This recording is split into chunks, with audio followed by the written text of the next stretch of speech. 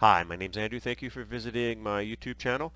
In this video, we're going to focus on Middle East seed capital investors, and this is a series of videos on investor profiles that are part of my Middle East fundraising database. The guide to Middle East capital includes the following. It has 325 company names, key contacts, the type of business, sectors of potential investment interest, websites, company emails, key contact emails, and key outreach strategy points. And the database will be delivered in Excel spreadsheet format. Some key database statistics: about 185 or 57% of the companies are based in the UAE. 60 companies are based in Saudi Arabia, and 125 companies are either venture capital, private equity, or angel investor groups, so that's about 40%. This is the best database for first-time fundraising in the Middle East. This video highlights Venture Souq in the UAE, and they are one of 325 venture capital, private equity, angel groups, and investment companies in my exclusive Middle East fundraising database.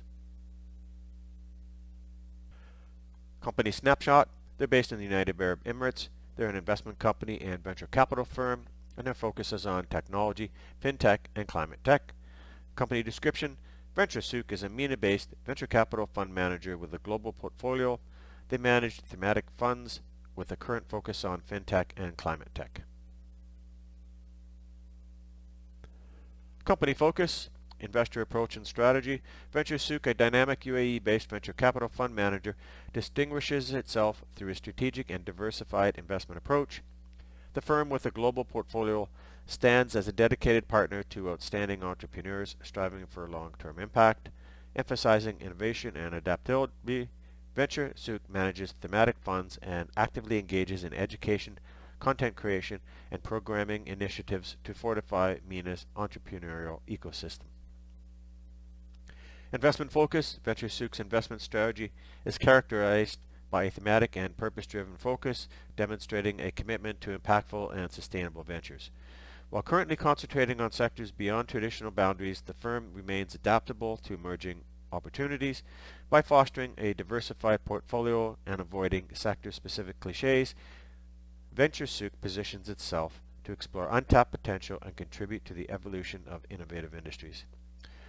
Geographic reach: headquartered in the UAE, Venture Souq operates on a global scale, reflecting a broad geographic reach that extends beyond regional boundaries. And here are some of their previous investments.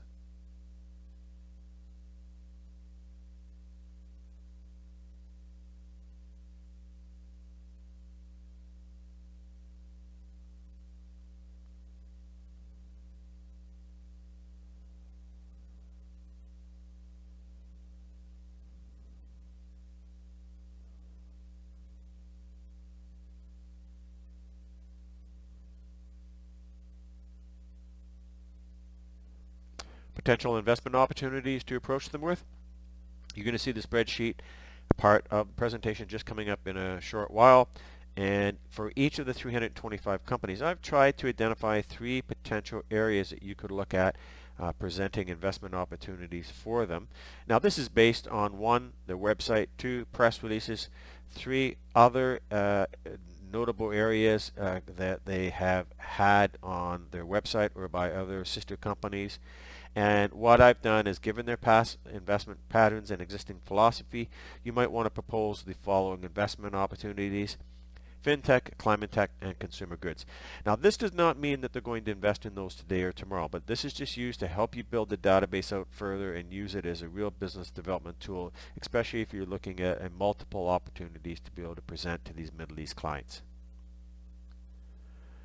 One of the key benefits of my database is that it includes tips for investor outreach. It's the only one like it. It's very unique, and it was created specifically for first-time fundraisers in the Middle East. In order to fundraise effectively in the Middle East, it's important that you build relationships with the companies in a proper way. Now, this database has a large amount of senior contacts, CEOs, chairmen, founders. It also has intermediate contacts and a large amount of HR contacts, and I'll get to that in just a bit. Also, standard company emails like info@and admin@. Now, This database includes key outreach touch points. Now, for example, if you know who the contact is, you might use a key outreach touch point such as Venture Souq's commitment to empowering global ventures caught our attention. We have an initiative we believe aligns with your investment ethos. Now, if somebody gets that email, they know it's not a spam and they're probably going to treat it professionally. It's really important that you do not spam this database. It's way too valuable. These contacts are way too senior, and in most cases, you do not want to approach the CEO, chairman, and founders first. Here's the approach you want to take. You want to look to create contacts at the associate level, investment advisor, at director level, and maybe the vice president level. And the reason for this is because you should not be sending your pitch deck or that investment opportunity for the $50 or $100 million real estate development plan or resort or hotel. That it should never be sent on your first approach to any of these firms. It's really important that you build the relationships at the first step with the right people. Then you can move on to CEOs, chairmen, and founders once you've done that, because in effect, once you've made contact with other people in the firm, it makes it a lot easier for you to do outreach to them. Now, if you don't know who the contact is, then the next stage could be an outreach for unknown contact, as you see here. Subject heading could say exploring ventures with Venture Souq, and then the key email approach line may include our initiative seems to match your investment interests. Who would be our point of contact? Really simple. So obviously your first line is going to just introduce yourself and your company. The second line is going to be as you see there, and the third line might be thank you very much, looking forward to hearing from you. Now, if you send that to an HR manager, what's going to happen? Well, the HR manager is going to do one of two things. They're going to send you back an email with the contact, their title, and their email address, or they're going to pass it on to the person that should deal with it. And almost always, it is going to be a associate, investment advisor, director, and again, maybe a VP level. They're not going to send it to the CEO or chairman because that's not the CEO or chairman's job. The job to start to vet and evaluate opportunities comes at these different levels. It's really important that you respect that protocol when you are approaching clients in the Middle East. Otherwise, you're going to waste your time. These groups and companies sometimes are going to get 50 to 100 emails a day with investment opportunities. I know that because I've sat on that side of the business, and these pour in and day out.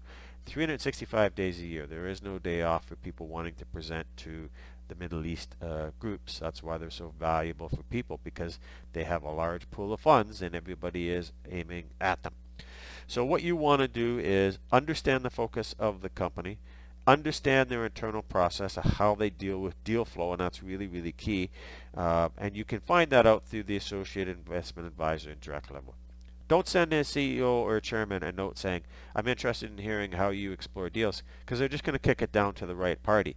So you want to try to find that party organically or by using the tips that I say. You could send that email approach line to a HR manager or an info at or an admin at, or even just by putting it on their website format that a lot of them have. So now, while I was working in the Middle East, I helped develop our company database with these exact types of tools so that we had multiple levels of people for each company. It was really, really important because we were working on behalf of ultra high net worth individuals and groups. For example, we were presenting real estate assets anywhere from $50 to $250 million. And we did not want to send our we had small presentations and long presentations. We did not want to send a presentation to somebody for $100 million asset who had previously said that they only look at assets under $50 million, because then we'd look foolish.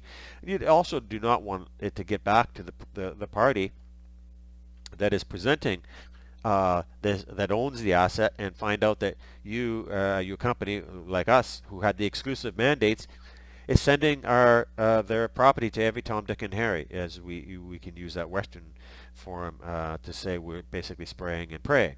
No, what you want to do is you want to approach these on a professional level, understand the internal strategies of how deals get presented, and then you can move up to introducing yourself to CEOs and chairmen because you've gone through the right protocols. That's the best way for you to build relationships in the Middle East, and it's really going to help you when you start your fundraising. So let's take a look at the database. So now we're over on the database section, and this is the Excel spreadsheet that includes all the contacts in the Middle East capital database. And as you can see on the very top, we've got 325 companies. We have their country, description of the firm, their main business interests, their websites, and they've all been verified. And of course, this database will be suitable for all of 2024. I also have included their investment targets, 1 and 2 and 3. So those are based on information that is publicly known, information that is on their websites of different investments and types of sectors that they will look at. So again, this database is really meant for people who are building a larger data set of Middle East companies to either approach for funding or to possibly promote their products to, because there's a blend of venture capital, private equity, family investment offices, and investment companies, and high-profile companies in the UAE that are led by UAE nationals. So it's a really great database for companies that really want to get a very good look at some of the key parties in the Middle East when it comes to raising capital. It also has their investment territory, which includes whether they're just looking at either the Middle East or whether they're looking MENA or whether they're looking global. I've also included their key real estate assets. If they're investment companies that tend to look at real estate, I've included those as well in this database. Now, it also has, as far as key touch points, it has their company emails, and in some cases it's not available because they want you to actually submit your details via their forum. But I'll get to the key stats a little bit later on, and you also saw that in the initial slide presentation. Telephone numbers and contact numbers. There are 2 what I call primary contacts, and then there's a third which is the secondary contacts. The key contacts could include CEOs, managing directors, executive directors, and that is the same with the second contact header. You can see operations manager, directors of real estate, presidents, and so on and so on. And the main reason for that is so that you have a senior contact that you can reach out to. You can also check them on LinkedIn to get more details. In many cases, their email addresses have already been included, and I'm going to get to that again when we go to the stats page. And the third email contact tends to be somebody in HR. And the reason I've done that is because this database is very unique in the fact that I include outreach approach tips for each of these firms. There are 2 types. One is a outreach touch point if you know who the contact is. In other words, if it's been already identified by myself, then you could send them a line that I've included here in all the companies. For example, Saudi has a strong track record in urban development in Kuwait. Would you be interested in unique investment opportunity that complements your portfolio? And the reason I include these is to help people write their first letters, and also to show you that you should not be spamming this type of list with just a generic email approach talking about your company and the investment opportunity. This allows you to add a little bit of information about them, so whoever receives it is going to know that you did a little bit of work, and it should not be considered as spam. And the second reason here is I've got contact sourcing outreach approach, and this is if you do not know who the contact is. And this is really key because in some cases you may not have a contact, and this is the perfect way for you to introduce yourself. For example, in this case I put subject request for direct contact with investment division, and then as the body of the email may include, I believe you might be the right person to assist me. We're exploring potential investment opportunities that align with Salia's investments vision. Could you direct us to the person or team responsible for evaluating such opportunities? And you can see as I scroll down here, it is included in that type of line. They're all customized, of course. The same with the ones for the direct contacts that are known. They actually talk about something the company has done, something they've invested in, the sectors, or possibly what their company vision is. And this is really going to help you, especially if you're doing first-time fundraising, or if you just want to save time when it comes to your research for these type of firms. That's what makes this database unique. Another thing that makes it unique is it really sticks to mainly the type of companies that are either venture capital, private equity, investment companies.